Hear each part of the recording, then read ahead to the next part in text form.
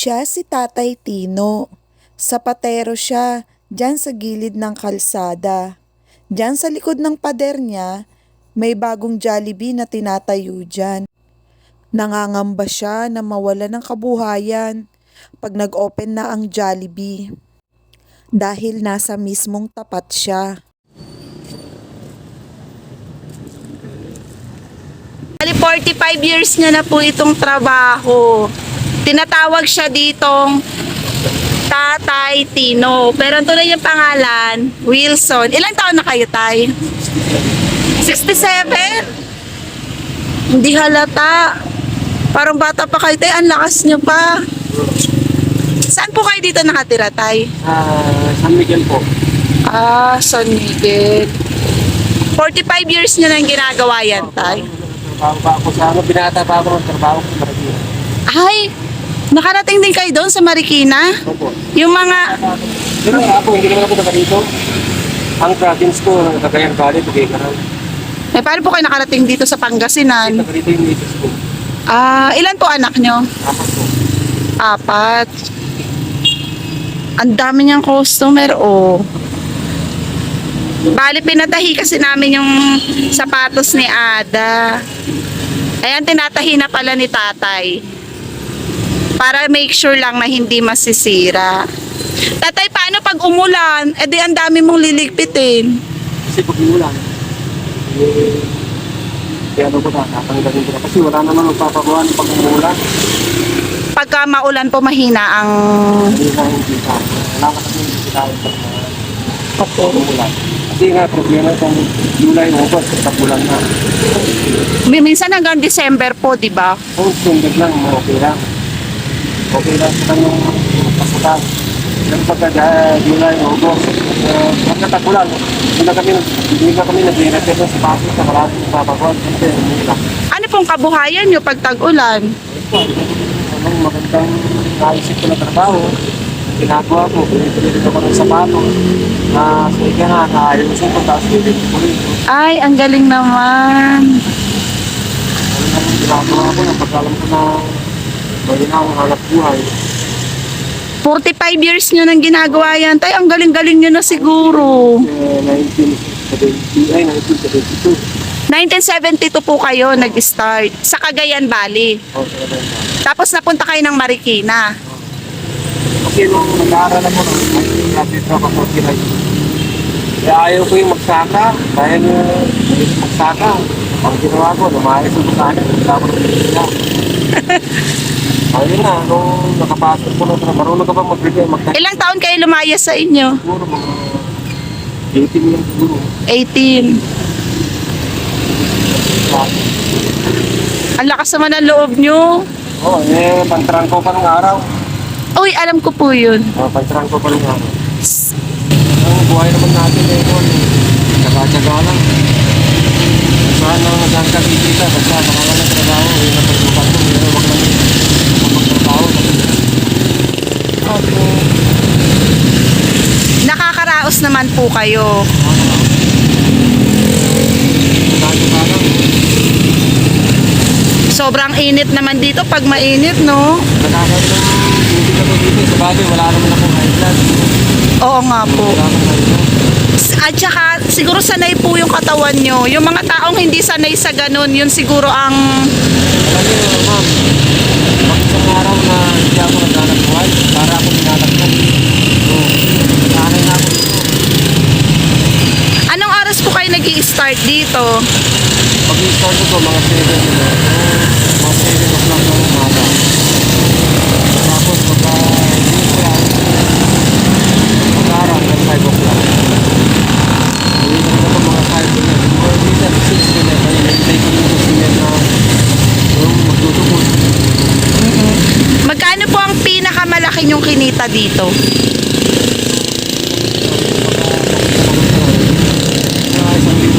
Nakaka-1,000 po kayo. Nagbabayad po ba kayo dito? Umiinis na ako dito kasi mababait ang mayor. Mababait ang mayor. Hindi po kayo nagbabayad dito.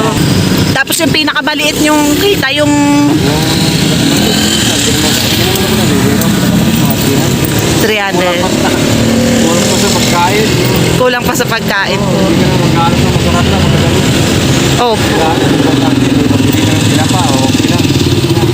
Mabili ng sila. Ang mahal ng bilihin ngayon, no? Bilihin.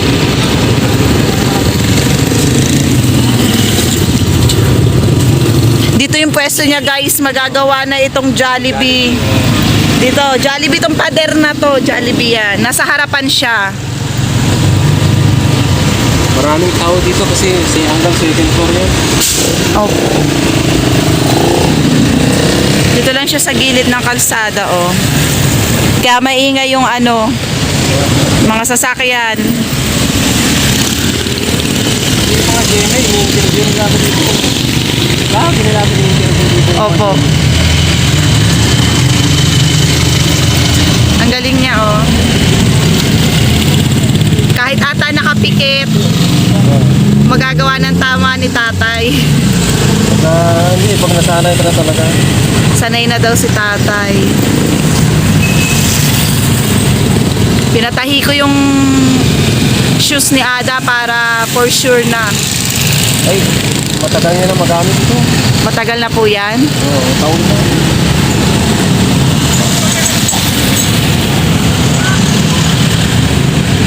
Pero tay, minsan napapagod din kayo pag... Oo. Kung pagdating ko sa bahay, maaari, gusto ko matulog.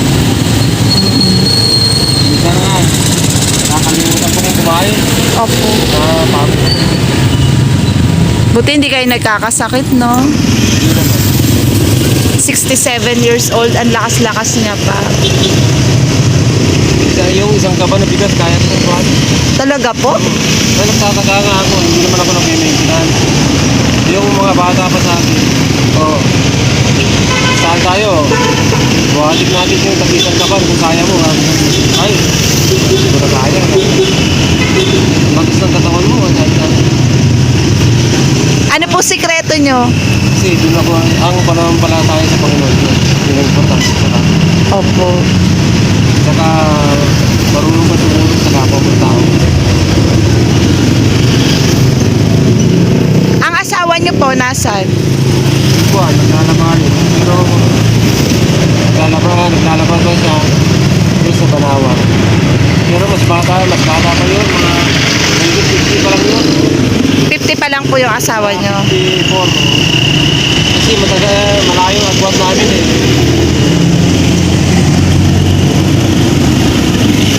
Kapag tanghalian tay, kumain na ba kayo? Hindi pa. Marami pang ginagawa. Saan po kayo kumakain? Umuwi kayo?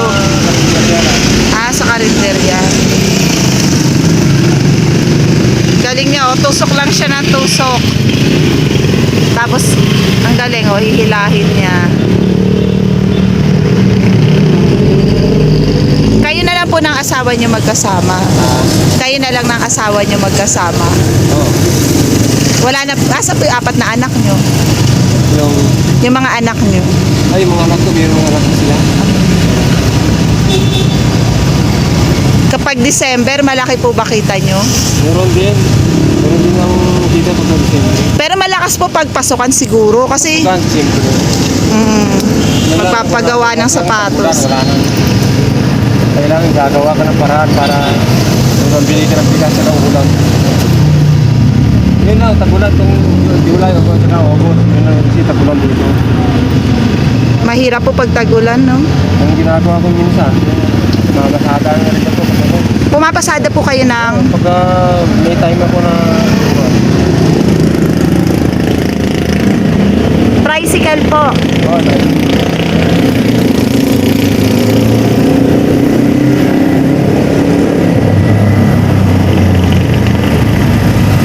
Hindi po ba masakit sa kamay?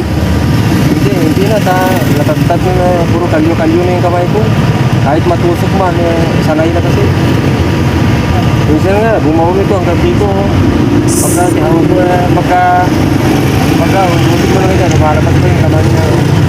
Bumaon po to sa daliri nyo, tapos lumabas yung laman. Oo. Ano po ginawa nyo?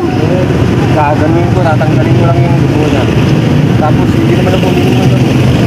Mami, wala na. Marapti lang ng ilang oras, pero pagkatapos wala na. Eh di mag-iingat po kayo. Hindi, hindi, kung minsan, hindi mo rin naiiwasan. Meron din yung sapatos na sa una, matigas.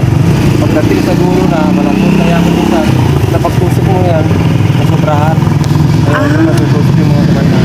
Ano po mga madadaling tahiin tayo, yung ganyan na rubber o yung mga balat po? O yung mga balat na yung matitigas, yung mahirap. Mahirap yung mga balat. Oo. So doble po dapat ang singil nyo ron. Hindi ko rin ginodoble na, siyempre, kung alin yung gati ko, yun lang. Mahirap din yung nagaya ko yung matigas ng tao. Nakakaya naman na hindi mo mahal. Yung sa mga Mr. Piggy, talaga mahal sila. Pero pagdating sa akin, ito, sa Mr. Piggy, yung isang ganito aircon singil na nila 200. Pero sa amin, hindi. Isang dala ko. Saka, ang hanap buhay lang naman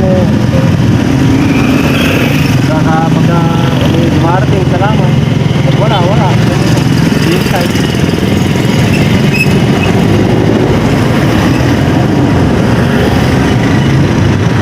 Kaya ito, pag natapos nito, sana naman, Meron pong kasunod yan. meron pa.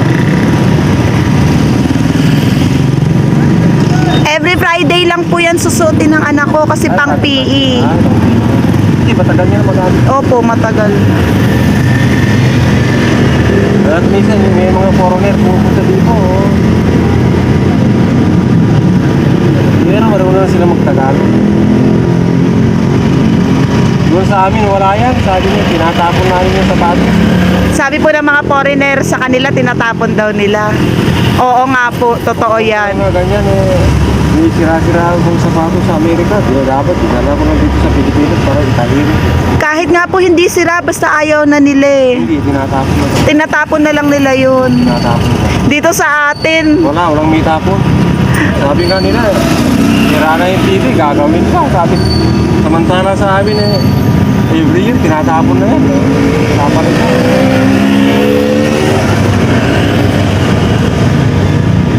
Bilib sila sa Pilipino. Madiskarte ito, yun yung sinasabi. Saka, ang Pilipina daw, mapagmahal. ang galing oh, tingnan nyo. Oh, matatapos na siya. Matapos nito, kuwan na. Ano ko rin yan.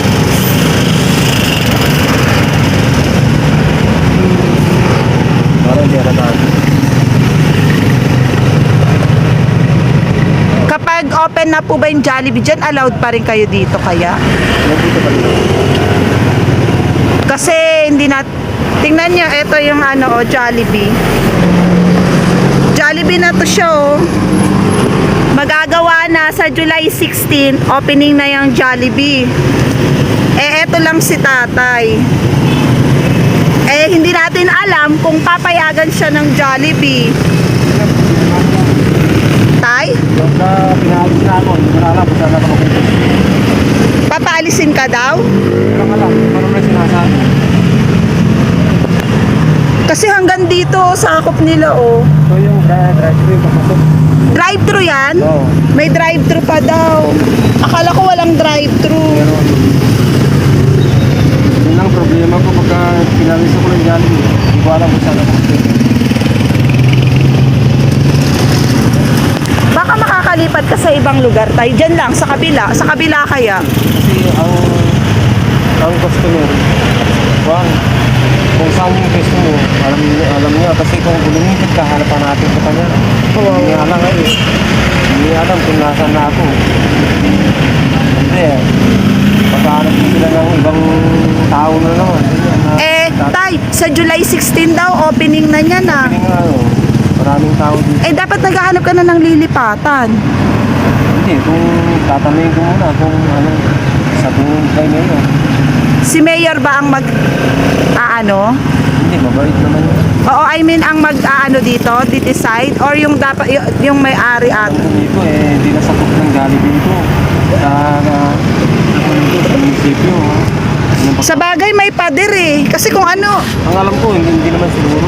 Kasi oo, may pader na yun. may pader eh. May kapiranggot siya na pader, so ibig sabihin, hindi to bubuksan. So si tatay siguro dito lang. Yan ang Sana ganon. sa kabal dito. Kasi importante may poste. Oo, kaya lang yung iba, gusto nila presentable yung itsura. Yan nga. Diba, no? Kasi ang gagawin ko, tatanggalin ko itong kwan. Gagawa ko ng garbage can. Kung ano sabi ko nila. Lagay ko ng garbage can niya. Pagka yung mga bini-bini. Ilalagay dyan. Baka kasi tignan nyo guys, hindi magustuhan ng Jollibee.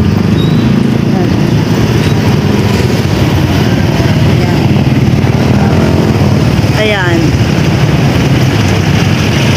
Drive-thru pala to. May mga nagtitinda-tinda no, pero sigurado mo aalisin yan. Ito para na papasok. Oo. Paak yan. Alam ko siguro baka hindi naman siguro. Sana hindi. Oo nga, sana hindi ka paalisin. Hey, guys, umaambon na. Naambon na si tatay. Ayos na. Gawa na yung shoes ni ate. Habang kausap ko si tatay, lahat nag-flashback sa akin nung teenager pa ako. Kasi dati din kaming buko vendor at talagang nakikipaghabulan kami pag hinuhuli kami sa daan. Mahirap talagang maging sidewalk vendor na lumalaban ka ng patas pero may mga taong ayaw kang lumaban ng patas at kapwa-tao mo pa mismo ang magpapahirap sa'yo.